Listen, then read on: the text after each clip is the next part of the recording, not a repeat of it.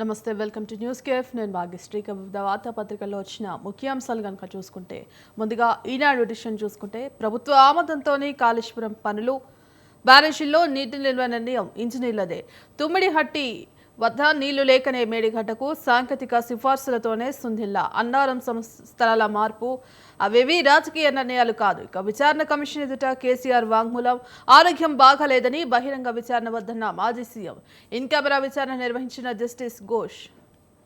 సర్కారు బడుల్లో పూర్వ ప్రాథమిక విద్య 12 జిల్లాల్లోని 210 పాఠశాలల్లో ప్రారంభిస్తూ ఉత్తర్వులు.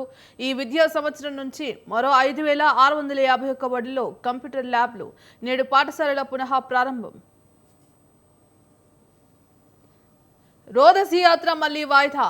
ఫాల్కన్ 9 రాకెట్లో ఇంధన లీకేజీ, దానిని సరిచేశాకే పయనం. నిర్ణయం సరైనదే అంటూ ఇస్రో వెల్లడించింది. నేతల ఫోన్లపై నిఘా అవసరమేంటి? ఒక జడ్జి కాల్ డేటాను ఎందుకు తెప్పించారు? రెండో విడత ప్రభాకర్ రావును 9 గంటల పాటు విచారించిన సిట్. ఇక సాక్షిలోని ఏపీకి సంబంధించిన అప్డేట్స్ చూస్తే, ఇక బాబుదే ఈ పాపం. తిరోగమనంలో రాష్ట్ర వ్యవసాయ రంగం. తక్షణమే పొగాకు రైతులను ఆదుకోవాలి అంటూ వైఎస్ఆర్సీపీ అధ్యక్షుడు వైఎస్ జగన్ డిమాండ్. వెంటనే మార్కెట్ ఫెడ్ను రంగంలోకి దింపాలి. పొగాకు గిట్టుబాటు ధర వచ్చేలా చూడాలి, లేదంటే ఆందోళన ఉధృతం చేస్తాం. తీవ్ర కష్టాల్లో రైతాంగం అయినా పట్టని ప్రభుత్వం. దిక్కుతోచని స్థితిలో రైతుల ఆత్మహత్యలు. ప్రకాశం జిల్లాలో ఇటీవలే 2 బలవన్మరణం. ఆధార్ ఉంటేనే తత్కాల్. జూలై 1 నుంచి అమలు చేయనున్న రైల్వే శాఖ. జూలై 15 నుంచి ఓటీపీ నిబంధన. ఏజెంట్లకు అరగంట తర్వాతి అవకాశం. ఇక 24 గంటల ముందే వెయిటింగ్ లిస్ట్ స్టేటస్. పైలట్ ప్రాజెక్టుగా బికనేర్ డివిజన్లో అమలు.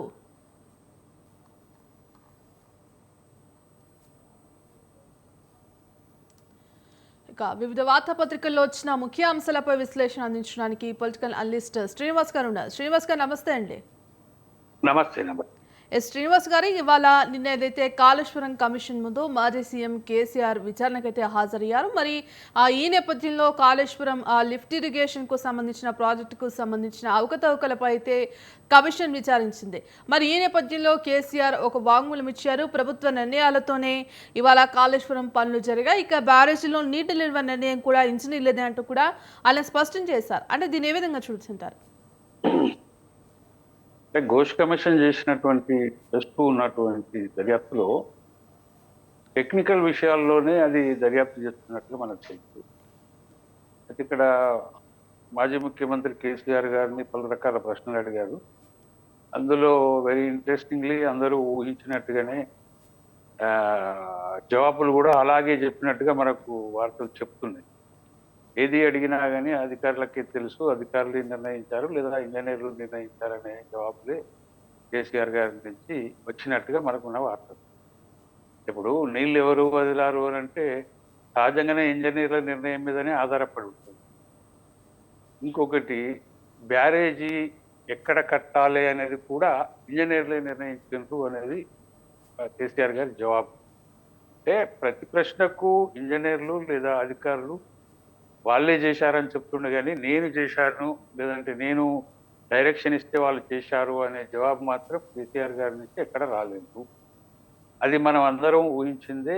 కేసీఆర్ గారు కూడా అలాగే చెప్పారు. ఇవన్నీ ఎందుకు వస్తున్నాయి అంటే, అప్పట్లో కాళేశ్వరం కట్టినప్పుడు అదొక అద్భుత ప్రాజెక్టుగా చాలాసార్లు ఈ మాజీ ముఖ్యమంత్రి కేసీఆర్ గారు తనకు తానే ప్రొజెక్ట్ చేసినటువంటి విషయం. అంటే దానికి ఒక పెద్ద ఇంజనీర్గా నేనే అన్నీ చూసినా అనే విధంగా మాట్లాడిన పరిస్థితులు చాలా చూసినాం. 7 సంవత్సరాలు 8 సంవత్సరాల క్రితం. అంటే కాళేశ్వరం అనేది ఒక అద్భుతంగా ప్రజెంట్ చేసే ప్రయత్నం గతంలో కేసీఆర్ చేసిండు కాబట్టి ఈయన ఇన్వాల్వ్మెంటే ఎక్కువ ఉందనేది ప్రజల్లో అనుమానం, ప్రతిపక్షాల్లో అనుమానం అందరికీ ఉంది. కానీ ఇప్పుడు జవాబులు చెప్తుంది మాత్రం ఇంజనీర్లు చూశారు నేను చూడలేదు, అధికారులు చూశారు నేను చూడలేదు అనే జవాబు తప్ప ఇంకో జవాబు లేదు. అప్పుడేమో పొలిటికల్ మైలేజ్ కోసం అట్లా ఉండొచ్చు. ఇప్పుడేమో సాంకేతికంగా నేను బాధ్యున్నవుతానే భయం కొద్దీ ఈ రకంగా మాట్లాడుతున్నట్టు చెప్పొచ్చు. వాస్తవం ఏందనేది ఇది కరెక్టా అది కరెక్టా అంటే ఏది చెప్పలేము. కానీ ఇప్పుడు ఆయన ఓవరాల్గా చెప్పింది ఇక్కడ ఒకటి ఏంటంటే మేడం, ఇక్కడ ఈ ప్రాజెక్టు నిర్మాణంలో కేసీఆర్ది వ్యక్తిగత ఇన్వాల్వ్మెంట్ చాలా వరకు ఉందనేడంలో అనుమానాలు చాలా ఉన్నాయి. ఎందుకంటే ముఖ్యమంత్రిగా మౌఖికమైన ఆదేశాలు ఇస్తే ఇంజనీర్లు గాని, అధికారులు గాని పనిచేసే పరిస్థితి ఉంటది. కానీ ఫైల్ మీద సంతకం ఎవరిది ఉంటది మేడం? ఇక్కడ ఏందనంటే అధికారులు లేదా ఇంజనీర్లు సంబంధిత ఇంజనీర్ల సంతకాలే ఉంటాయి. ముఖ్యమంత్రి సంతకం ఏమి ఉండదు. ఇక్కడ సాక్ష్యం దొరకదు. మౌఖిక ఆదేశాలంటే మీకు తెలుసు ఈరోజు ఒక ముఖ్యమంత్రి ఉన్నాడు అనుకుందాం.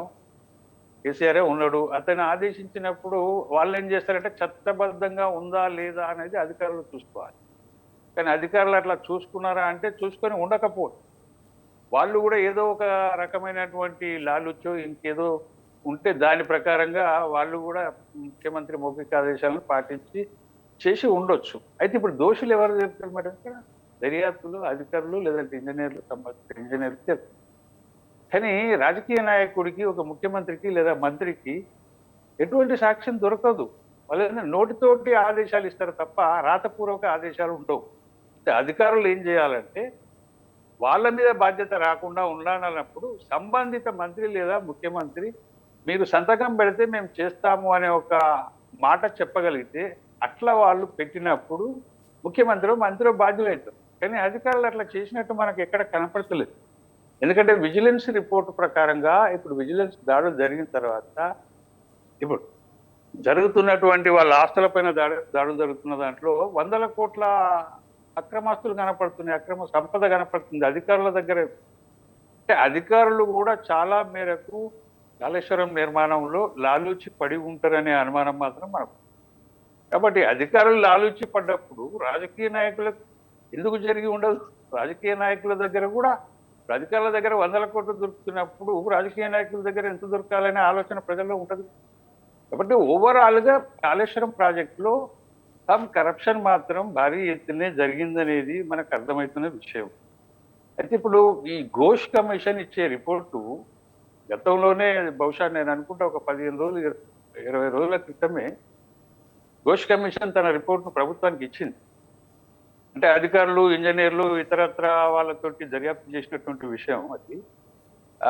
అది ఇచ్చిన తర్వాత మళ్ళీ ప్రభుత్వం ఏం చేసిందంటే మరో అంశం చూసుకుంటే ఏపీలో వ్యవసాయ రంగం రాష్ట్ర వ్యవసాయ రంగం తిరోగమనంలోకి వెళ్ళింది.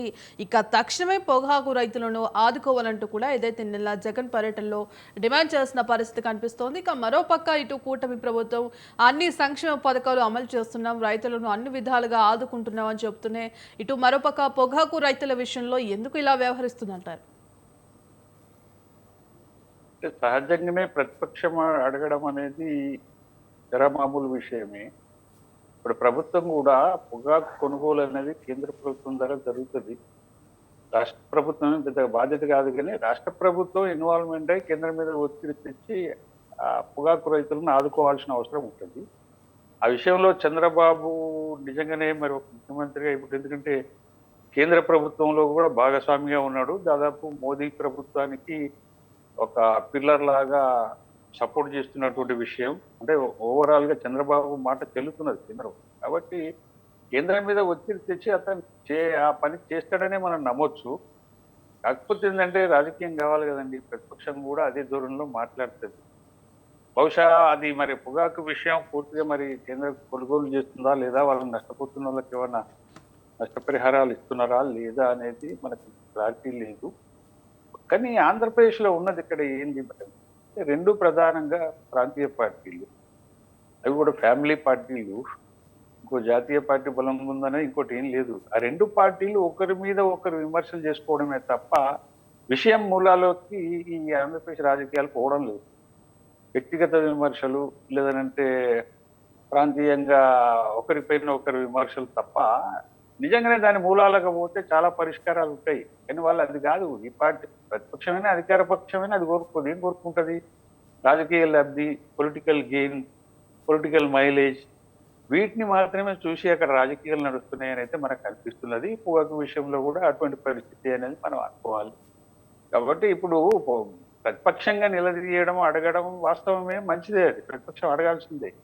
అధికార పక్షం కూడా సరైన జవాబులు ఇవ్వాలి. ప్రతిపక్షం అడిగే రీతిలో అడగదు, అధికార పక్షం చెప్పే రీతిలో చెప్పదు అనే రకంగా ఆంధ్రప్రదేశ్ రాజకీయాలు ఉంటాయి. కాబట్టి చాలా విచిత్రంగా మనకు అక్కడ రాజకీయాలు అర్థమవుతా ఉంటాయి. అంటే ఇది జస్ట్ పొలిటికల్ మైలేజ్ ఫైట్లే తప్ప జనం కోసం చేసేదో నిర్మాణాత్మక ప్రతిపక్షమైనా కానీ లేదంటే అధికార పక్షమైనా కానీ అట్లా వ్యవహరిస్తున్న పరిస్థితులు మనకు ఆంధ్రప్రదేశ్ రాజకీయాల్లో మనకు కనపడవు. దానికి మించి మనం అక్కడ ఆంధ్రప్రదేశ్ రాజకీయాల గురించి ఇంకా కొత్తగా చెప్పేది ఏమీ లేదు. విషయం ఎక్కడ ఉంది మేడం? ఇక్కడ పొగాకు అన్నప్పుడు ఖచ్చితంగా ఈ పొగాకు రైతులను ఆదుకోవాల్సింది, పొగాకు కొనుగోలు చేయాల్సిన, ఆదుకోవాల్సిన ఈ పొగాకు బోర్డు ఒకటి జాతీయ స్థాయిలో ఉంటది, మనకు తెలుస్తుంది. అది ఆదుకోవాలి, కేంద్రం ఆదుకోవాలి. మెయిన్లీ పొగాకు వ్యాపారం అనేది చాలా మేరకు కేంద్ర పరిధిలోకి వస్తుంది. అది ఎక్స్పోర్ట్ కూడా ఎక్కువ అవుతుంటది మన దగ్గర నుంచి బయట దేశాలకు. కాబట్టి ఇక్కడ కేంద్రం గురించి ప్రస్తావన లేకుండా చంద్రబాబు గురించో ఇంకెవరి గురించో కేవలం జగన్మోహన్ రెడ్డి ఒక్కడే అందరు అంటే స్టేట్ గవర్నమెంట్ మీదనే పిన్ పాయింట్ గా మాట్లాడడం అనేది మైలేజ్ అవుతుంది. ఇక్కడ పిన్ పాయింట్ గా చంద్రబాబు మాట్లాడినా కూడా, టీడీపీ మాట్లాడినా కూడా అదే విషయం ఉంటుందల్లా. కానీ అందుకనే ఆంధ్రప్రదేశ్లో చాలా విషయాలు పరిష్కారం కావు, పొలిటికల్ మైలేజ్ లో నడుస్తూ పోతా ఉంటాయి, కానీ విషయం మూలాలకు పోరు. అటువంటి రాజకీయం ఇక్కడ ఆంధ్రప్రదేశ్లో ఎప్పటికీ తయారు కాని పరిస్థితి మనకు కనపడుతుంది. ఎందుకంటే మొన్నటి వరకు మనం చూసినాం చాలా విషయాలు వ్యక్తిగత ఆరోపణలతోటి వ్యక్తిగత కేసులు పుటప్పులు కావడం చాలా భయంకరంగా ఆంధ్రప్రదేశ్ రాజకీయాలు నడుస్తూ ఉన్న పరిస్థితి. ఇప్పుడు సడన్ గా ఇప్పుడు జగన్మోహన్ రెడ్డి గారు బయటకు వచ్చి ఒక ప్రతిపక్ష నాయకుడుగా పబ్లిక్ ఇష్యూస్ పేరు మీద పొగాకుడా ఇంకోట ఏదైనా కావచ్చు దాన్ని రేట్ చేస్తుండే అప్పటి వరకు వ్యక్తిగతంగా జరిగిన కేసుల విషయమే. ఒక జర్నలిస్ట్ మీద కేసు బుక్ అయిన విషయం మనకు తెలుసు. ఆయన ఏదో అశ్లీల పదాలను వాడింపజేసిండు గెస్ట్ తోటి అనేది మనకు తెలుసు. కాబట్టి అవన్నిటి కాంటెస్ట్ లోనే పాలిటిక్స్ నడుస్తున్నాయి, కానీ పబ్లిక్ ఇష్యూస్ కాంటెస్ట్ లో ఆంధ్రప్రదేశ్ లో పాలిటిక్స్ నడుస్తున్నాయని మాత్రం నాకు అనిపిస్తుంది. ఎస్ శ్రీనివాస్ గారు, ఇక మరో అంశం చూసుకుంటే ఇటు తెలంగాణకు సంబంధించి సామాజిక న్యాయంతోనే ఇవాళ మంత్రివర్గ విస్తరణ కూర్పు అనేది జరిగింది. కేవలం ఢిల్లీకి నేను కర్ణాటకలోకి సంబంధించిన కులగణన అంశంపై మాత్రమే చర్చించాం. ఇక కులగణన ఇది మంత్రివర్గ విస్తరణ అనే అంశంపై సామాజిక న్యాయంతోనే కూర్పు అనేది జరిగిందంటూ కూడా నిన్న సీఎం రేవంత్ రెడ్డి అయితే పేర్కొన్నారు. మరి దీన్ని ఏ విధంగా చూడొచ్చు అంటారు? కొత్తగా 3 మంత్రులకు శాఖలు కేటాయించడం అనేది జరిగింది. ఢిల్లీలో జరిగిన నిర్ణయం అని మనం చెప్పొచ్చు. అయితే ఈ శాఖలు కూడా ముఖ్యమంత్రి గారి దగ్గర అదనంగా ఉన్న శాఖలనే ఈ 3 మంత్రులకు పంచినట్టుగా మనకు కనపడుతుంది. బట్ ఎనీహౌ కాంగ్రెస్ ప్రభుత్వంలో 2 దళితులు, ఒక బీసీని మంత్రులుగా చేసినటువంటి పరిస్థితి. కాంగ్రెస్ పార్టీ సామాజిక న్యాయం గురించి చాలా చెప్తూ వస్తున్నది. రాహుల్ గాంధీ చెప్తూ వస్తున్నాడు దేశవ్యాప్తంగా కులగణన జరగాలంటుంటూ. ఇక్కడ ఆల్రెడీ కులగణన ఒకటి జరిగింది అనేది ఉన్న విషయమే. ఆ కోణంలో చూసినప్పుడు ఆఫ్టర్ కులగణన నుంచి తెలంగాణలో సామాజిక న్యాయం విషయంలో కాంగ్రెస్ అధిష్టానం చాలా సీరియస్ గా మంచి స్టెప్పులే తీసుకుంటుందని మనకు చెప్పాలి. ఎందుకంటే ఇప్పుడు 2 దళితులకు ఒక బీసీకి మంత్రి పదవులు ఇవ్వడం, 3 ఖాళీలను అలాగే పెండింగ్ పెట్టడం అనేది ఒక సామాజిక కోణాన్ని చూడొచ్చు మనం. ఎందుకంటే ఓసీలకు కాకుండా ఓన్లీ బీసీ ఎస్సీలకు ఇవ్వడం అనేది ఒక సంకేతం కాంగ్రెస్ పార్టీ ప్రజలకు ఇవ్వాలి, తెలంగాణ ప్రజలకు అనేది ఒక ఉద్దేశం కూడా కనపడ్డది. రెండోది, ఇచ్చిన మంత్రుల్లో కూడా మొదటిసారి గెలిచినటువంటి వారే ఎమ్మెల్యేలంతా 3 కూడా ఫస్ట్ టైం విన్ అయినటువంటి వారు. రెండోది, ఇంకొక ఓసీ సామాజిక వర్గం నుంచి తీవ్రమైన పోటీ ఉండడం వల్ల ఆ 3 స్థానాలను పక్కకు పెట్టినట్టుగా మనకు అర్థమవుతున్న విషయం. ఇప్పుడు ఇచ్చిన 3 మంత్రుల్లో శాఖలు కూడా బాగానే ఉన్నాయి. వివేక్ గారికి మంచి శాఖలే ఇచ్చారు, న్యాయశాఖ, గనుల శాఖ, పోతే కార్మిక శాఖ, న్యాయ కార్మిక గనుల శాఖ ఇచ్చిండ్రు, బాగానే ఉంటుంది వివేక్ గారికి.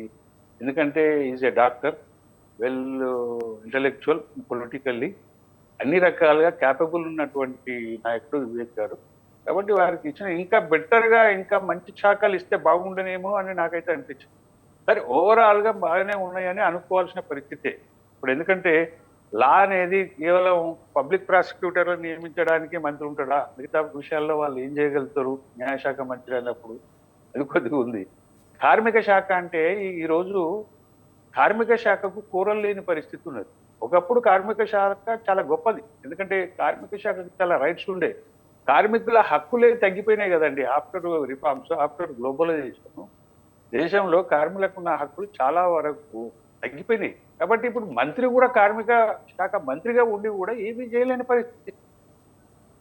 ఈ రెండు ఈ రకంగా ఉంటే మైన్స్ కూడా దాదాపు అదే అదే పరిస్థితిలో ఉన్నది. అంటే ఒక రకంగా చెప్పాలంటే పవర్స్ లేని శాఖలు నిజంగానే ఒక ఎలిజిబుల్ నాయకుడు వివేక్ గారికి ఇవ్వడం అనేది కాస్త నాకు కరెక్ట్ అనిపించలే. ఎందుకంటే ఆయనకున్న క్యాపబిలిటీ ప్రకారం చూస్తే ఎడ్యుకేషను ఎడ్యుకేషను లేదనంటే మున్సిపల్ అలాంటివి ఇస్తే బాగుండేది. హెల్త్ ఇచ్చినా బాగుండేది. ఎందుకనంటే ఆయన ఒక డాక్టర్. వివేక్ గారు ఒక డాక్టరు. ఆయనకు హెల్త్ ఆ శాఖ ఇచ్చినా అద్భుతంగా పనిచేయగలిగేవాడు. ఇంకొకటి పనిలో ఇంట్రెస్ట్ ఉన్న పొలిటీషియన్ గారు నిజానికి. కానీ నాకు అనిపించింది అతనికి ఇచ్చిన శాఖలు ఆయన అర్హతకు తగ్గట్టుగా లేనట్టుగా నాకు అనిపించింది. కాబట్టి ఇది ఏందో మరి కాంగ్రెస్ పార్టీలో చాలా క్యాపబిలిటీ, ఎబిలిటీ లేదంటే అతనికి ఉండే అర్హతను పట్టి ఇచ్చినట్టయితే నాకు అనిపించలేదు వివేక్ గారికి చూస్తే. సరే మిగతా లక్ష్మణ్ అంటే ఆయన కూడా ఫస్ట్ టైం అయినాడు. అతనికి ఎస్సీ, ఎస్టీ, బీసీ సంక్షేమ శాఖ ఇచ్చినట్టున్నారు. సరే అది ఓవరాల్గా మనకు కొంత మేరకు ఆయనకు న్యాయమే జరిగిందని చెప్పుకోవాలి. లేకపోతే బీసీ నుంచి శ్రీహరి గారికి వారికి కూడా కరెక్టే.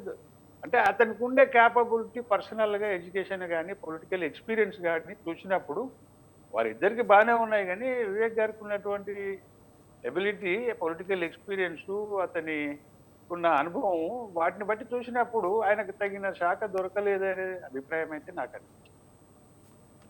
ఎస్, మరి ఇప్పటికే ఇటు డిప్యూటీ సీఎం, పీసీసీ చీఫ్ లేకుండా శాఖలపై చర్చలు ఎలా ఉంటుందంటూ కూడా సీఎం పేర్కొంటున్నారు. మరోపక్క ఢిల్లీకి వెళ్ళిందే ఇటు శాఖల కూర్పుపై అంటూ కూడా మరోపక్క చెప్తున్నారు. అంటే దీన్ని ఏ విధంగా చూడొచ్చు అంటారు?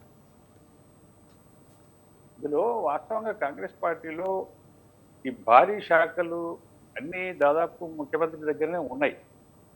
ఇప్పుడు ముగ్గురు కొత్త మంత్రులను తీసుకోవడం, అలా దళితులు ఇద్దరు, ఒక బీసీ ఉండడం. సరే ముఖ్యమంత్రి దగ్గర చాలా శాఖలు ఉన్నాయి కాబట్టి వాటి ఇంపార్టెంట్ శాఖలు ఏంటి మేడం ఇక్కడ?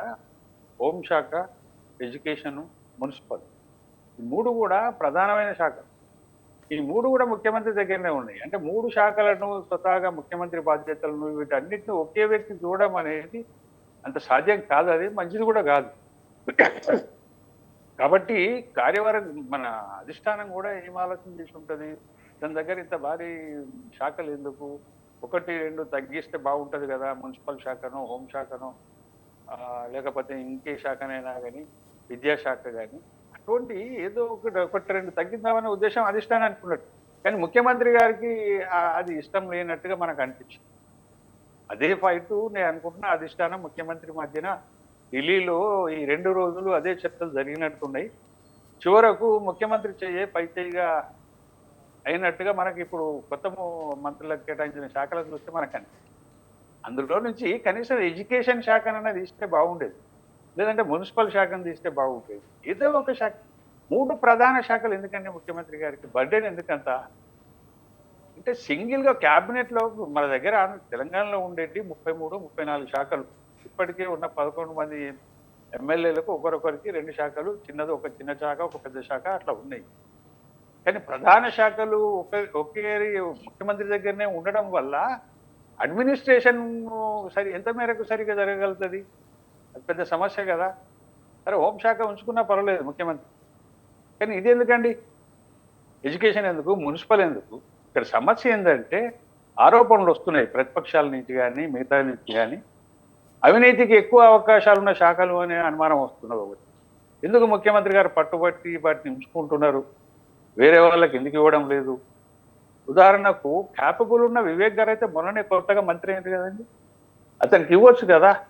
ఎడ్యుకేషను, మున్సిపల్, హెల్త్ మంచి శాఖ ఇవ్వచ్చు కదా. అసలు పని చేయగలిగే వాళ్ళకి మంచి శాఖ ఇవ్వకపోతే ఎట్లా అండి? అంటే కూరలు లేని శాఖలు ఇచ్చినము మమ అనిపించిన పరిస్థితి మనకు కనపడుతుంది. కాబట్టి ముఖ్యమంత్రి గారు తాను అనుకున్న సాధించుకొని రావచ్చు, కానీ అడ్మినిస్ట్రేషన్ పరంగా తెలంగాణకు పరిపాలన పరంగా అది సరైన పద్ధతి కాదు అనేది మనకున్న అభిప్రాయం. రైట్, థ్యాంక్ యూ అండి శ్రీనివాస్ గారు. వివిధ అంశాలపై విశ్లేషణ అందించినందుకు ధన్యవాదాలు. ఇక ఇది ఇవాల్టి న్యూస్. కీప్ వాచింగ్ స్వతంత్ర.